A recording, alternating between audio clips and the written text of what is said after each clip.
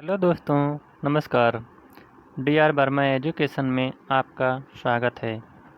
आज हम राजनीतिक विचारक के अंतर्गत पहला पाठ लेकर आए हैं, जिसका नाम है पाश्चात्य राजनीतिक चिंतकों का इतिहास, जो कि TGT, PGT, GIC, LT, net, JRF आदि परीक्षाओं के लिए अति महत्वपूर्ण सिद्ध होने वाला है।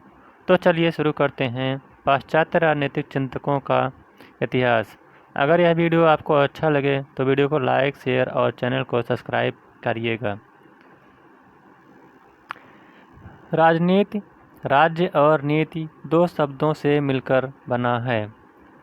राज्य में नागरिक रहते हैं और उन्हीं नागरिकों के हित के लिए राज्य नीतियाँ बनाता है। अतः राजनीति का शाब्दिक अर्थ है सार्वजनिक हित के विषय में किया गया कार्य। राजनीति का संबंध सार्वजनिक जीवन से है। राजनीति का केंद्रीय विषय ही राज्य है। राज्य और व्यक्ति के बीच संबंधों के अध्ययन को ही राजनीति कहा जाता है।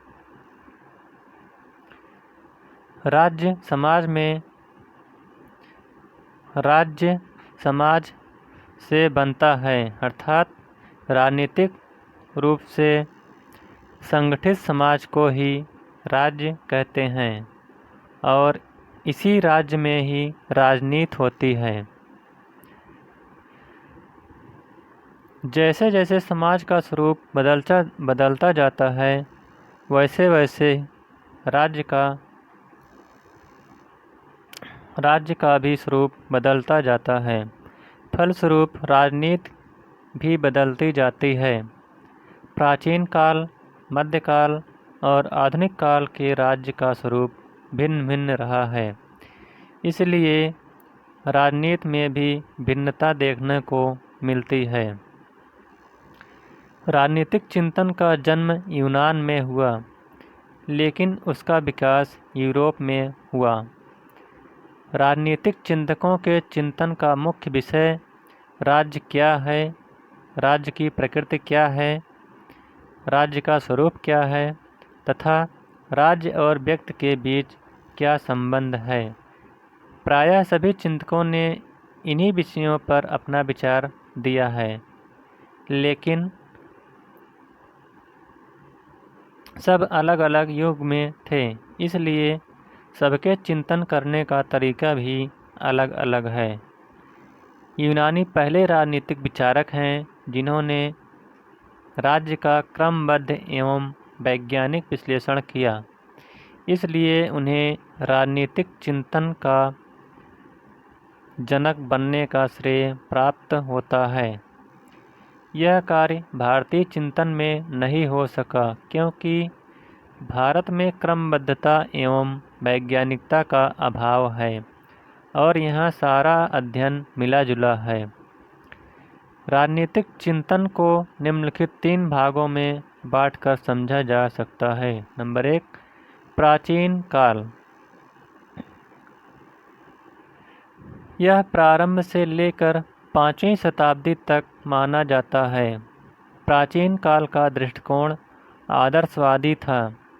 एक आदर्श राज्य की स्थापना ही इसका मुख्य लक्ष्य था। प्राचीन कालीन चिंतक राज्य और व्यक्ति के बीच सावयवी संबंध मानते थे, अर्थात यूनानी चिंतकों ने राज्य को संपूर्ण और व्यक्ति को एक अंश के रूप में देखा है।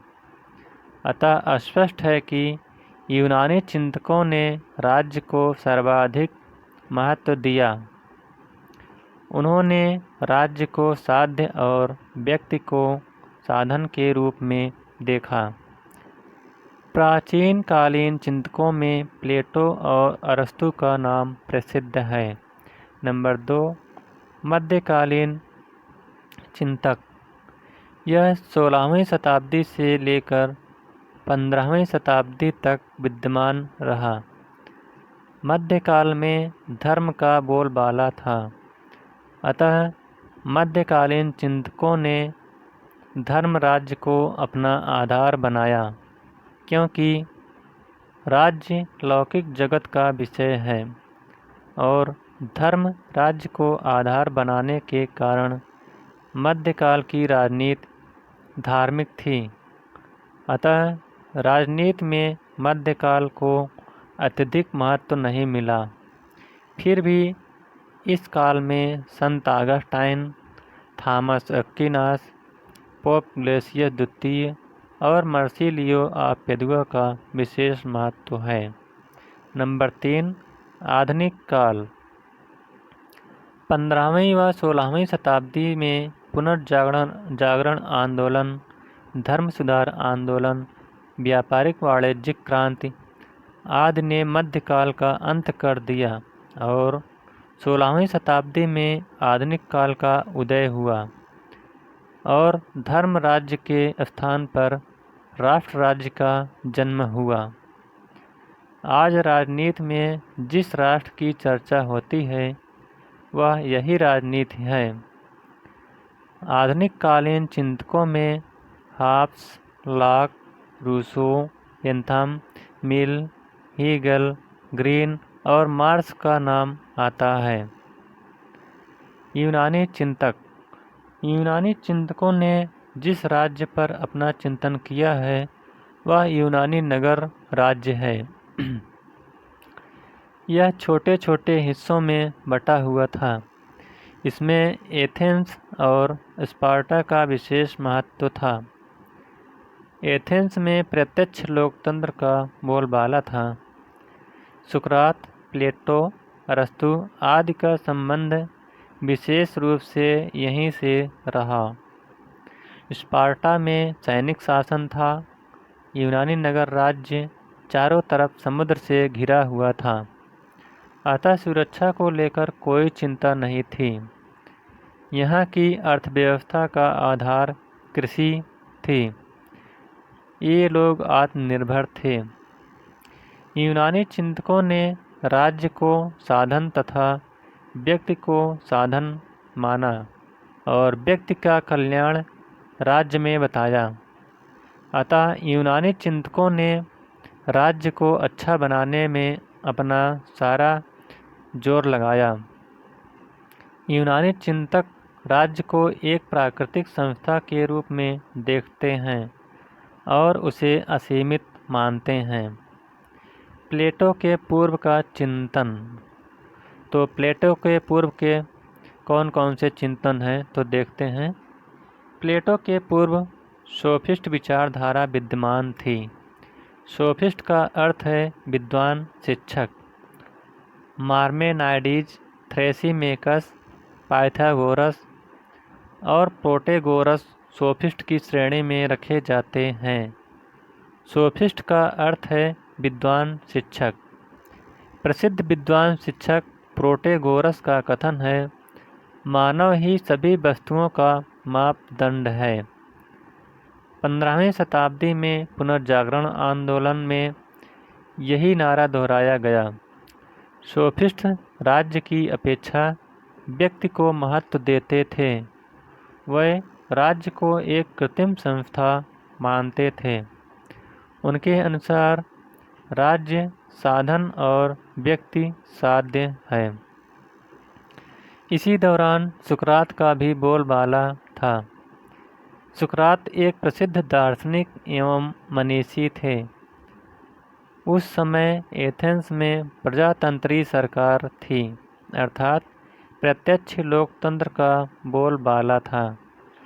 यह सरकार भ्रष्ट और अत्याचारी थी। सुकरात घूम घूम कर सरकार के विरुद्ध प्रचार करते थे। लेकिन सुकरात का राज्य के कानूनों में विश्वास था। एक दिन सरकार ने सुकरात को बंदीगृह में डाल दिया और सजा के रूप में विषपान करने के लिए कहा। सुकरात ने विषपान किया और सदैव के लिए चिर निद्रा में सो गए। सुकरात का प्रसिद्ध कथन है, स्वयं को जानो।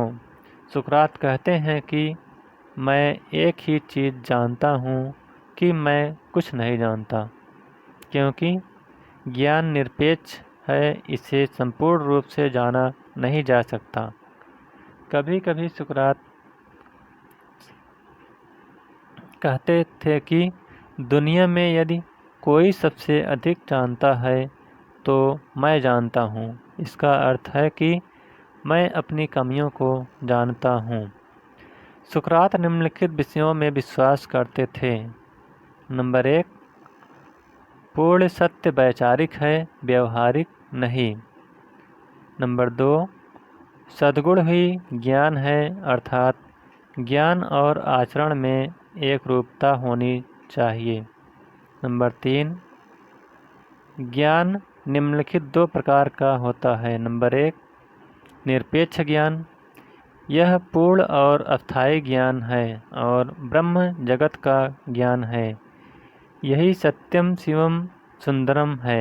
नंबर 2, सापेक्ष ज्ञान, यह अपूर्ण और अस्थायी है। यह मानव जगत का ज्ञान है।